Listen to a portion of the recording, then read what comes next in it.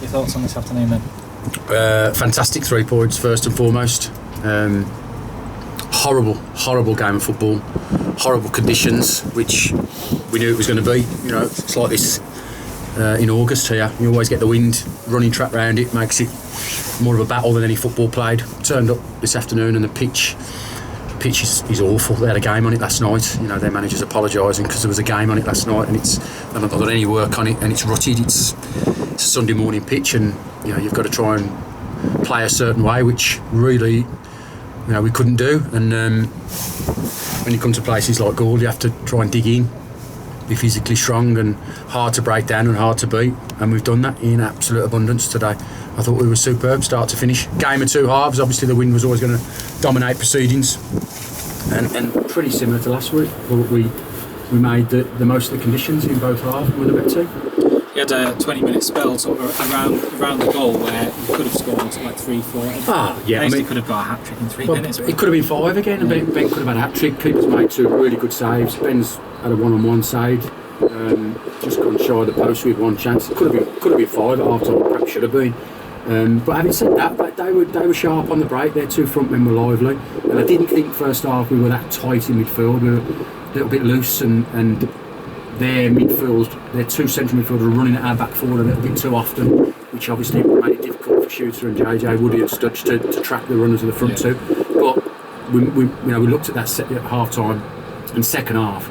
In terms of managing the football match and the midfield 4 as a narrow 4, they were excellent and they limited Goole to nothing. Goole haven't had a shot second half, and a back 4 have looked after their front 2 runs, and you know, we've managed the game superbly. And I honestly thought second half it would be backs to the wall, you know, more than it would have been, but we looked more likely on the break. You're playing into the wind in the second half. Do you have to sort of have 2 sets of tactics when the conditions are like that and play the second half? Is it? Yeah, well, definitely. I mean, what we were always going to try and do today was get them turned and get some territory and what quality you can have on a pitch like this. You know, hopefully your team has it. You know, we're up there, we're flying, we're doing well, and you would hope our quality shines through. But you have to do all the ugly part of it. When the wind's swirling, the pitch isn't good, and you're playing against opposition that are really trying to make it difficult for you. You have to hope that a bit of quality shines through, and it did first half.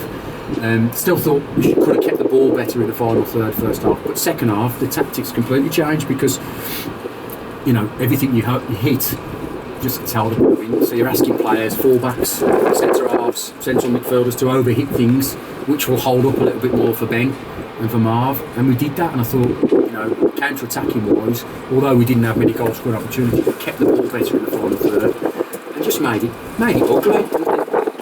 What's really pleased me today is, you know, this was probably always going to be a mucky 1-0 where you've got to dig in and win tackles and headers, and that question would probably be asked of us before the game. You know, Stafford play some decent stuff at their own place, that, you know, they're playing nice attractive football, scoring lots of goals, but can they come away to Goole when it's cold, it's windy, the pitch is, you know, is awful? Can they dig in and grind out a 1-0? Well, we've answered the question today in abundance. We don't often talk about the importance of winning the toss in football, but do you think it was important to have the win with you in the first half and hopefully get that lead and then? Well, I think it probably is, but if you look at the game as a whole, and perhaps last week as well, when the wind was dominant, then we've managed both halves in both games and been the better side. So it probably is. You know, it's difficult to come back from a goal down or 2 goals down or 3 goals down as it was last week and get anything out of the game, but we've been dominant in both halves today, so they haven't really tested Adam.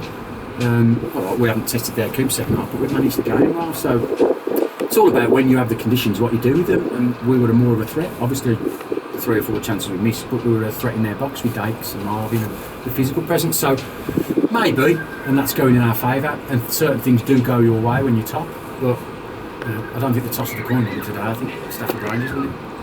When we spoke yesterday, you were talking about the strength of your squad now. You could pick any 11. You've had to make a couple of changes today, but they've come in and they've really stepped up the play out. Yeah. I mean, we brought the same 16 with us.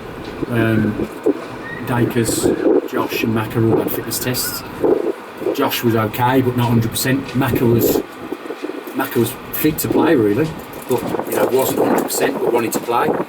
Dakes weeks past his fitness test, and we looked at it, and me, Nick and Martin spoke about it, Paul Josh and Paul Macca, and thought, well, we've got some real big games coming up, no more so than today. Yeah, you don't need to risk No, that. but, you know, we made a point of bringing in some quality players in the summer, and we've added to it, we brought Marvin in, and we've got a real strong side, and we've got, you know, the likes of Jake Jones, Alex Curtis, all right, he's out for the season.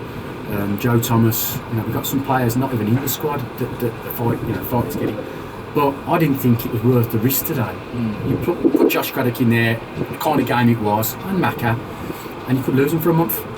And I've got to be true to myself, and I've got to be true to the players that brought in. You know, there's lads that are waiting for opportunities, and I think we made the right decision today. Another week's rest for Macca and Josh. Perhaps could have got through today.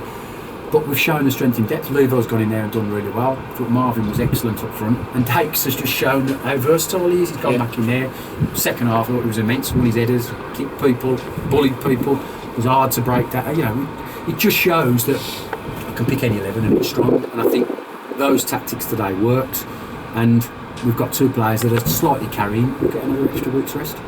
You mentioned Marv. I thought some of his hold-up play was excellent.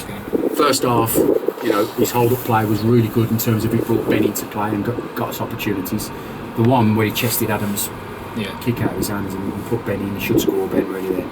He's fantastic. That's what I brought him in to do. But I thought second half, even when you know, smashing it up there and overwritten things, just holding a player off here and there, perhaps things that from the sideline you don't really see because you might be holding a defender off or taking the ball into a channel, and especially against the wind, it just buys you back four and a bit of time. So I'm pleased for them all. They've all worked their absolute socks off today. But you know, in terms of the target man, that's what we asked for. What's the squad look like for Tuesday? Well, we'll be the same squad. They'll all report, but we shall lose Joe Thomas. Into the squad. Shooter will have a breather, and we'll just assess where we're at with the knock. You know, I wouldn't imagine we'll risk Josh or Macca big game next week against Spalding, is it? Yeah. So, you know, we'll just see. It's Dudson, it's Kidsgrove, so it's a local derby, so we'll be strong, but we'll be strong with Saturday in mind.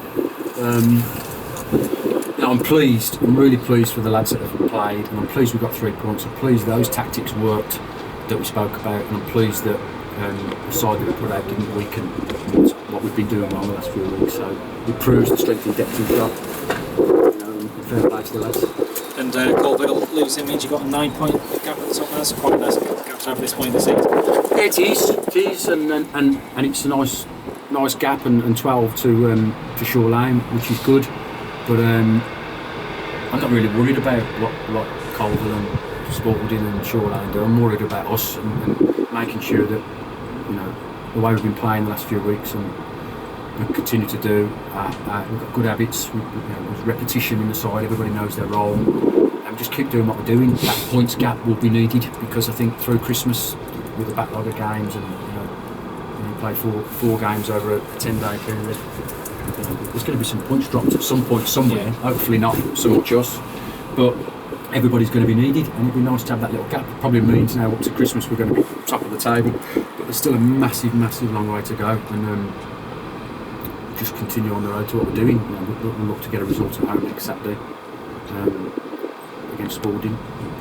Like I say, I'm not really concerned about what second and third are doing. Just continue doing what we're doing. Good stuff. Cheers, thank you. Cheers.